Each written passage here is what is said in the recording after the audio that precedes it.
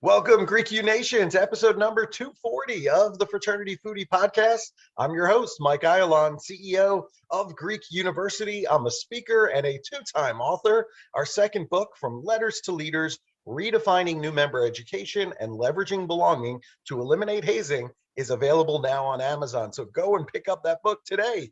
We call these episodes the Fraternity Foodie Podcast because there is nothing like great food to bring fraternity and sorority leaders together. Fun fact, I met one of our guests today at Lycoming College in Pennsylvania on my speaking tour, and she's a close friend of Greek University, our podcast, social media, and our books for some time now. This summer, she's actually going to be helping our team with some marketing and some promotion. So you just never know how a chance meeting on a college campus can turn into something much bigger in the future. Never miss an opportunity to talk with a business owner about how you can help them grow their business. You really never know how all of that is going to shake out over a lifetime. Now, today on our show, we have with us Chris Shaver. He is a motivational psychology expert and creator of the Better Way to Relate program. For 10 years, Chris has given couples a better way to relate, to navigate the 22 pairs of opposite behaviors that can pull your relationship apart. Interestingly, he uses the Birkman Method, which is a breakthrough motivational personality assessment that's based on empirical research with proven reliability and validity. Chris offers rock solid and research-based couples advice that you can use tonight to make your relationship better and stronger. We also have with us some friends of the show that are going to be our couple for this podcast. We have with us Morgan Clouser. She is the president of a local sorority called Gamma Delta Sigma at Lycoming College in Pennsylvania. And of course, her boyfriend, Jack Holmes. They have been dating now for 13 months. Welcome to the show, Chris, Morgan, and Jack. Good morning, Michael. Hey. Hey. So it's so great that everybody's here joining us today. I think this is going to be a lot of fun. Now, Chris, thank you so much for being on the show with us. Just a real quick question for you. I want to avoid the biggest mistakes that I can make with my own wife, Jennifer. I want to make sure our relationship is rock solid. How can I avoid making these big mistakes in my relationship? Well, because I'm not a genius, I think the Birkman Method, the reason I chose the Birkman Method is I feel like it is a work of genius. In other words, to be able to look deeply inside two people and predict the kinds of things that would cause a fallout, and then to create an assessment that people lie on assessments all the time. And that's one of the hardest part of any assessment is most of the data is skewed and they have to actually adjust the curve because they know people are trying to put their best foot forward. So when I stumbled across Birkman and I saw that it measures behaviors, which we have to self-report, we tell in the assessment, we like to do this, we do that, but it also measures your need for behavior from your spouse or partner, and that need you can't fake. That need is the real deal. And you may have noticed that every now and then you'll say or do something that will cause your wife to go sideways on you, get cross with you or angry or disappear. Those are the needs being tripped up. And so taking the assessment, working with me, and I'd be happy to give you the assessment. We we didn't do this. I didn't know you were going to ask that question. Otherwise, I would have just had you take an assessment. But that'd be the fastest and most accurate way. I call myself the couples whisperer, but what I really am is somebody who's an expert in interpreting Berkman, which is an instrument that was created for businesses. The language of the instrument typically is in business language. But I've been working for 10 years with couples and translating. In other words, this is your personality in business, but it's just taking these same parts of you and saying this is your personality in a relationship. And how does that work down? What does that look like? So instead of talking about coworkers, which Berkman does frequently, I'm talking about your intimate partner, right? So taking an assessment, I'd be happy to give you one and help you avoid those biggest mistakes you could possibly make. Wow, that is just fascinating. Yeah, I've heard about Berkman in a corporate setting. So to me, it's a little bit, interesting that you're putting that on top of relationships and interpreting it that way. All right, so I think it's going to be helpful if I just be quiet now. I'll let you work with Morgan and Jack. That way, our audience will get a sense of how you would work with our listeners should they contact you for relationship help. So the show is yours, Chris. All right, away we go. Yeah. So, Morgan and Jack, I've never just, this is like a magician. Like, I've never met you before, right? We've emailed just a little bit back and forth. So, the things I'm going to say may sound like, honestly, how old are you both? You're in your early 20s? 21. 22.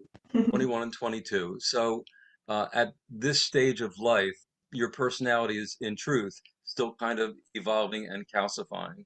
So, you took a Birkman assessment that is a snapshot of where you are right now. And actually, when couples get married young, um, there's a higher divorce rate of couples who get married in their early 20s than there is for people who get married later. And the truth is that personality tends to calcify around 24, and then imagine that, and I don't want to visit anything on you, but imagine you got married, like a lot of people do, have kids young, and then your personality changes along the way. But in between, you've had kids and you're raising kids and you're busy doing things. And then you wake up 20 years later and you're looking at each other and you're quite different. And that can happen when people, don't know each other in their sort of fully formed adult self. But anyway, the results that we're going to be looking at today are the results of you and your where you are right now, and things can change over time. So this, I just want to preface that. I'm not saying that I know exactly who you'll be 5 years from now. I'm just saying that I have a pretty good snapshot of who you are and where you are now, and I'm going to be talking to you about that. Yeah, Michael referenced the biggest mistakes report. I could have pulled that for you, but I think it's kind of ominous in some ways to talk about mistakes when there's so much potential and wonderful opportunity for you to know each other better in a positive way. So I could frame this in sort of like, don't do this, or I could say, hey, this is who you are. This is really like, these are your opportunities and your strengths. And we will focus on one thing that's a kind of a warning, one of the big mistakes that you guys could potentially trip over. I'm not saying it'll ever happen. I'm just saying it's there in the assessment. You, that's a long preamble, but are we good with that? Perfect. Good. All right, cool. Um, so the report that I pulled for you is something that is called Motivating You for Best Performance. And in a business setting, that makes sense. But if you think about it, as a couple, if you were to stay in a committed relationship or get married or whatever it would be, you're going to, especially if you get married, your finances join, you kind of two become one in many ways. It's not just the spiritual or the joining of, your hearts or whatever that, that broader sense that people talk about, two becoming one. It's really like now you have one set of finances. Now you have one household. Now you have, you might have two cars, but who's going to take care of those cars? There's all these kinds of practical things that couples have to deal with on an everyday basis. But the first place I would say that if you look at both of your reports, at the top of your reports, you're looking at what Berkman calls interests. And I think that's kind of, uh, it's not delineated, but so I'll just go through you which ones are interests. But the first thing that I see is that a statement, for Morgan, it's enjoy understanding the link between theory and practice in your chosen field. And Jack, you have the same thing at the top of yours. So that's kind of a veiled statement, right? It's like, what the heck does that mean? And it is actually reflecting a strong scientific interest. And so it's like, okay, what does that mean for our relationship? Well, what it means is you're two human beings who have a logical, rational, uh, inquiring minds. You have the same perspective on the world. Our interests, our strong interests, are where we flow our personality through. It's where we they're called interests because they motivate us to something. And so, in other words, a frivolous argument for the two of you, if somebody shows up and says something like, unicorns have been found in Northeast Pennsylvania, you'd be like, give me a break, right? Because it's a strong, rational interest. And that mindset that you two share is a strength of your relationship. It's a being able to go back and say, even if you're in trouble, it's like saying, hey, this isn't working. Can we investigate? Like, it's investigative. If you think about science, there's two aspects to it: creating a hypothesis and then investigating it. And that rational, strong spirit of inquiry is something you share. It's a strength of your relationship. So I'll just keep moving here. Does that resonate with you too, by the way? Yeah. Yes. Yeah, and so Definitely. the other one, which is on both of yours, uh, is something that I do think is also where's this? Jack, I think, has it stronger. It's motivated by projects where visual appeal is important. You both share that. You both have a strong artistic interest. And I wanted to highlight that. Just, we only have a half an hour here, but I wanted to highlight that for you because as you go through life together as a couple, the grind of everyday life can wear on couples. In other words, you have kids or, you're both doing jobs or whatever, however it evolves, it's a grind. And your interests are actually the source of great joy for you.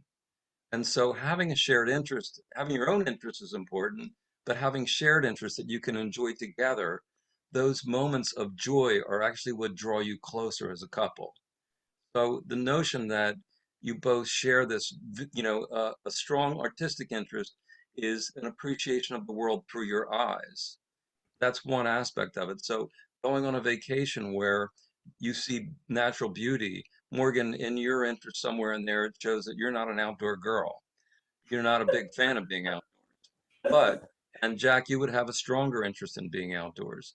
But if you're going to do something outdoors together, you need to make sure it's a stunningly beautiful place because Morgan will be attracted to that. Morgan will get appreciation and joy out of it and be more likely to come outside with you, right? And so those shared moments are really where the juice of a relationship, it takes juice, it takes this energy, this joyful energy to keep a relationship alive and going. And I just want to point that one out to you because it's important that like it's a touchstone. You can say like we're both excuse me, we're both exhausted. We have a hard week or whatever, hard month, hard year. Let's go do something where we can really recharge our batteries. And that visual and seeing the world through beauty will do that for you. It's like a compass that I'm offering you here. Like here's north, here's true north. That's where you want to go to recharge. So there's that. And other than that, I mean, if just looking at there's a one thing between you two where you go different is that Morgan, you have a high numeric interest and a high administrative interest, and right now those interests are so strong that you look like somebody, even though you also have a high literary interest and you're busy out doing the kind of marketing activities that would attend that. That's I heard Michael say you're helping do those kinds of things, and that's what comes with a strong literary interest is that interest to go and do those things. You also have this right now strong numerical and administrative interest, and also a strength you could bring to your relationship, by the way, because a relationship is like a business. There needs to be an administrative department. There needs to be somebody who's working on the finances and making sure all the systems and processes are in place to stabilize a marriage or a couple's union, however you define that. Um, so it's an important strength that you bring to your relationship. Um, Jack, I think if I'm not correct, you have a very low interest in administration. Like, and I share that. So I always say like that switch turns me off. There's a different aspect to me. You'll see me engaged. We're talking about people and ideas. I'm engaged. Talk about clerical and or administrative activities, and I'm just like, get me out of the room. So understanding the balance of how you would work together and who would do what, and you want to share the load, but you want to share the load in a way that keeps you both motivated. So understanding about those aspects of yourself are very important. You don't want to be exhausting your partner. If you can help it, you'd like to keep both your batteries charged. It's this awareness that there are things that motivate you. Is that, I see your heads nodding. Am I making sense? Yeah. Yes. Yeah, I'm kind of doing all the talking, and this is the way it would go. So I just want to check in and see if I'm on target with y'all. Um, Yeah, very. right, and on the flip side there for Jack, it's Jack has a Jack, your interest set is an unusual interest set. You have a high technical interest in hands-on things, but that coupled with that the which it's strong enough interest that you look kind of like a profile of an engineer or somebody who would work in those kind of professions. But with Yes. your I just started an optical engineering job 2 weeks ago. okay, yeah, and so but your high artistic interest says something else about you that you should be to be happy, really engaged, fully engaged. They always say if you do something you're interested in, you won't work a day in your life, right? Because you get up charged up. Interest charge you up. So this strong visual component, visual interest for you, artistic interest, you look like somebody who should be doing design work, computer aided design. You look like somebody who might be, if your other interests were aligned in architecture.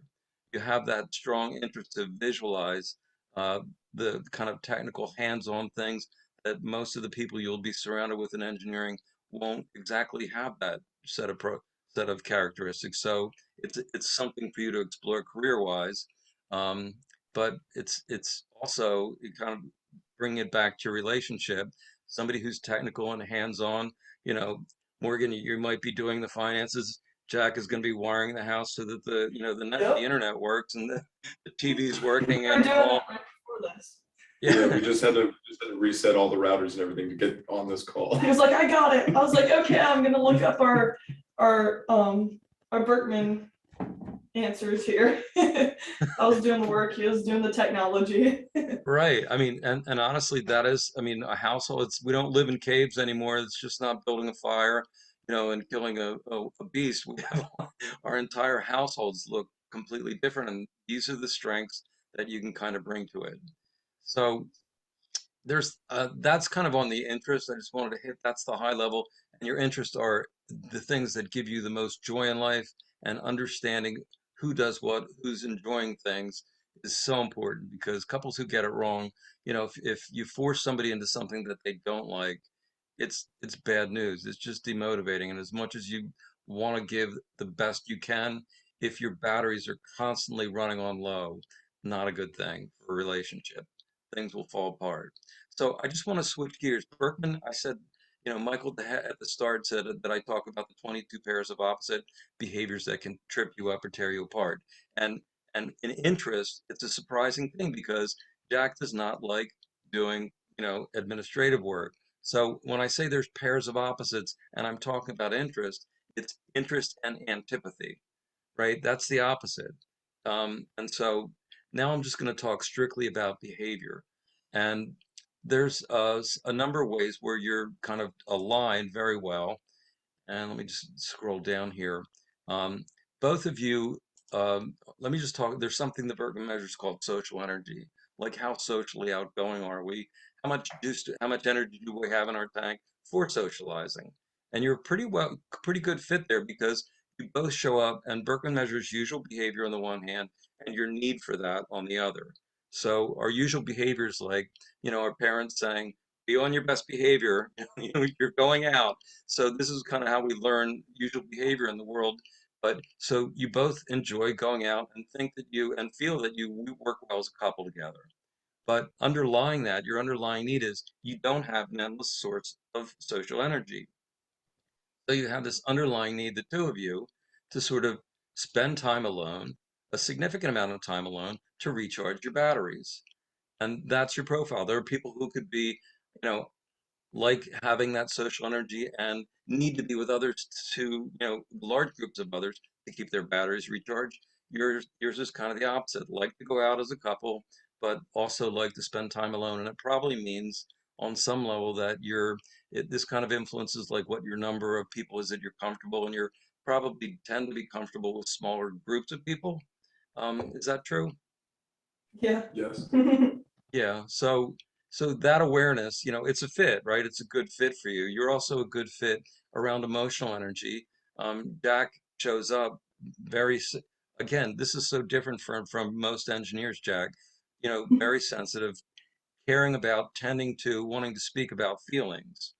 And that meets Morgan's needs. Morgan, you're a mix, you're a blend. You could go either way. You can see the world through a just the facts lens, which is the opposite, or you could see the world through, and feelings are important, but your underlying needs are, my feelings are important. Pay attention to what I'm feeling as much as what I'm saying.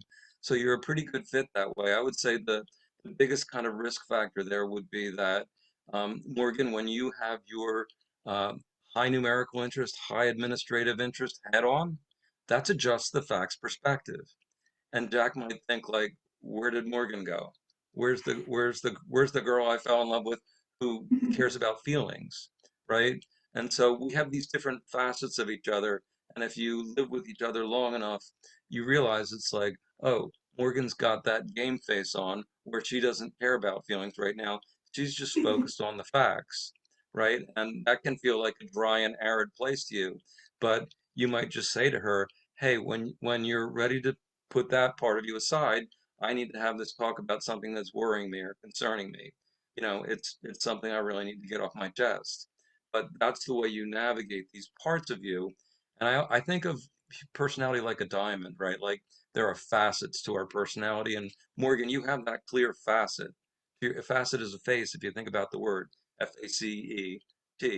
So you have that clear game face that you have when you've got the administrative numerical head on, and but Jack doesn't, Jack probably with the technical, there's this other part of you. Morgan, you're a multitasker, right? Yeah. You love multiple calls in your attention. You show up that way. Jack, you show up that way. You don't need it as much. Morgan just needs to keep things moving, like multiple calls on her attention. So um, it's another place where you fit, but it might be for Morgan, like if you're wanting to talk about emotional things, it's like, I need 30 seconds of your time just to talk about this thing I'm feeling about. It would be like, Morgan would be like, great, I wanted to change my attention anyway. Let's talk about that. That's the way you two are going to work as a couple. It's like things got to keep moving. That's an important thing to Morgan. But I'm just going to focus on this last thing. I know we're sort of pressed on time, but I say there's three fights in every relationship, and I want to get serious for a minute because um, you both show up on in your assertiveness score, and the statement I'm referencing here is, Morgan, you respond best to low key direction, but your behavior is quite assertive. You look like somebody when you're talking who's a natural authority figure. You want to lead from the front, but most people signal other people would get from somebody who's showing up that way is if you have a conversation, you're not going to mind arguing about it. Your underlying need is for very low key, agreeable discussion. If, but here's the trick for you. If that need is not met and somebody tries to domineer you, you will, it's a trigger and you'll switch on a dime and the angry version of Morgan will show up, which will be quite domineering at yourself. And if you do that with Jack, he'll meet you, and now you'll be as competitive, and the way you'll fight will be competition with winning. No one will back down. That is a burn the marriage, burn the relationship down fight. And so, Jack, the takeaway for you is um, even if Morgan is, coming at you very assertively saying, we have to do this, this is what we're going to do, be like, well, let's talk about this calmly, right? That's the moment for you. The louder she gets, the calmer you need to get. And if you don't, you're both two competitive human beings. That intense competitiveness in a relationship fight will not serve you. And you always have to be asking the questions, am I winning or is our relationship winning? And you two will fight in ways that are very kind of hard nosed. And you can say, and there's an underlying part that's what's in it for me. It's part of your competitive framework. What's in it for me? And your fights need to be very realistic. What's in it for me? What am I going to get out of this? Fine, not everybody will fight that way, but this fight, if it occurs for you, it has to be what's in it for me, and is our relationship also going to win? Or is somebody going to walk away feeling like a loser? And that is going to be the worst relationship moment you could ever have. So that's kind of, does that, have you experienced any of that between the two of you yet? Yeah. Yeah, and Yeah. especially what you talked about in terms of like, you can't escalate. It needs to be a low key, very, okay, let's talk about this. Even when Morgan might be a little excited. I definitely get excited. And just approaching it calmly is definitely what I've learned to be the best way to handle it. Yeah. And not And matching her, because if you do, then it's like her eyes roll in the back of her head and she's not there anymore. yeah. And the very first couple I ever worked with was a marriage counselor and his wife. They had been fighting that way for 20 years. They had been in marriage counseling for 20 years, unable to see that trigger. And when I showed it to them, they said this was like 20 years of marriage counseling in a box, except you showed us the trigger that we'd never been able to see. So I don't want to scare you, but that's one of the biggest, challenges that I see in front of you. If you don't recognize that trigger, I always say you have to, the trigger is the need, right? I need to be approach low key.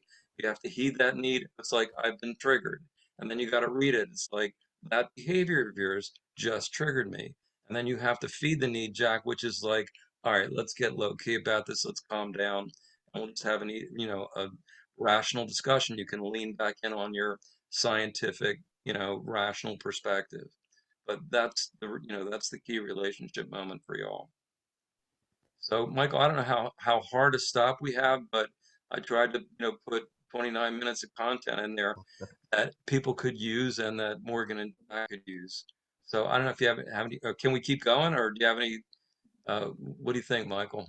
I think this is fantastic. I think, Jack and Morgan have some great takeaways here. And Jack now knows in the future how to get the best out of Morgan and just to kind of de escalate things, come at things low key. And then ultimately, I think they're going to be successful. I think they're going to make it, knowing that if they try to butt heads and try to one up each other and win all the time, then obviously this is not going to work, right? Long term, they're just going to have all kinds of problems. But I think it's really helpful. This is the first time I've ever seen Birkman being used in a relationship. And now I think I understand it a little bit better, kind of going through the interests and everything that you've presented here. So I think this is fantastic. I would just throw it to Morgan and Jack. I mean, is there anything else that you're curious about in terms of your relationship? Anything that either resonated with you or really just doesn't fit? Everything I heard just now was head on. Same. We had very obscure questions, and I don't know how these answers came out of those questions, but it was perfect. Okay. A lot of the questions I can't see how they relate to Yeah. what came out, but everything that has been said was like, did someone tell him? Yeah. I feel like my mom personally called or something and was like, here's everything you need to know. Yeah. Yeah. No, it was very helpful. I appreciate it a lot. It's Yeah. very accurate. Thank you. You're welcome. Yeah, it's almost the universal response. People will say, like you said, like, did somebody tell you, or were you inside my head last night? Because those are things I think but never say to anybody.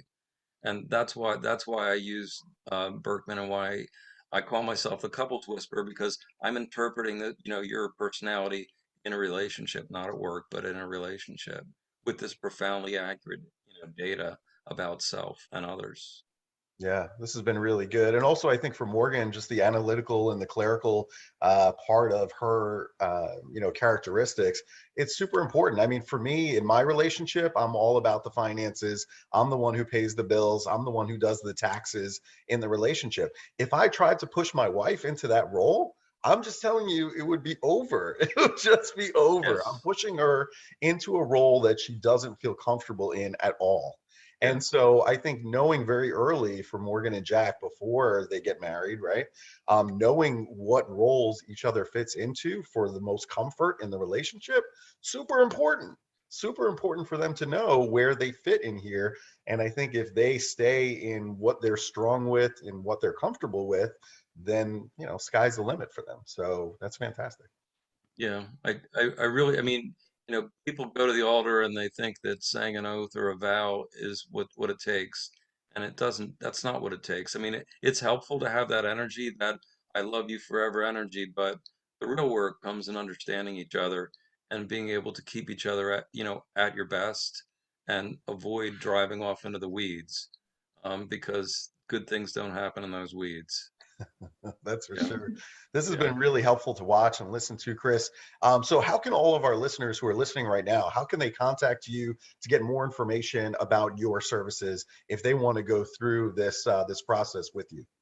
Well, you can either email me at chris@marriagecure.com, or just go to, it's confusing. I have two brands I work with, but I also have coupleswhisper.com where you can go on there and contact me. But yeah, either way, I'm actually coming out with uh, kind of reports that do the translation, so you don't have to talk to me. But there's a report I'm working on right now called Relational Disruptors that would go through, like, Morgan and Jack. I've actually prepared it for you all. I'll send it to you. But it's going through all of these, all of the behaviors, and just saying, where are the risk factors? Where do you overlap? What's good? What should you be aware of? But I've got the relational disruptors, the biggest mistakes you could make with each other, um, how to build trust over money issues. Just, I've got 20 reports that I'm able to pull and tell you specific information, and give you the same sort of benefit that hopefully Jack and Morgan just got without me having to be in the room with you. That's kind of what I'm doing, trying to really, just, this is my pitch here, is that um, the data on divorce is that couples wait 6 years after they know they have a big relationship problem. They wait 6 years to seek help, and every year a million couples get divorced. A million couples. Doesn't count the people who are just in committed relationships. So it breaks my heart, really, because for want of some of this, really, at this point in human history, you can know the biggest mistakes you can make with each other. You can learn how to work with each other so you're not putting each other in these untenable situations. So my goal is to create a platform where people could come to my website, take an assessment, and inside of 1 hour have this kind of self-knowledge and others' knowledge that is really like the owner's manual to you as a couple. Very specific, and that's my mission. And right now I'm still kind of doing it one at a time, but I'm working in the background to create this platform so millions of people could do it, at in 1 hour, get this kind of information. It's really my mission. And I really appreciate you giving me the opportunity to talk about it, Michael. My pleasure, Chris. And I absolutely agree with you. I mean, anytime we go out to Best Buy and we buy an appliance for our house, it comes with this owner's manual about how to operate this device.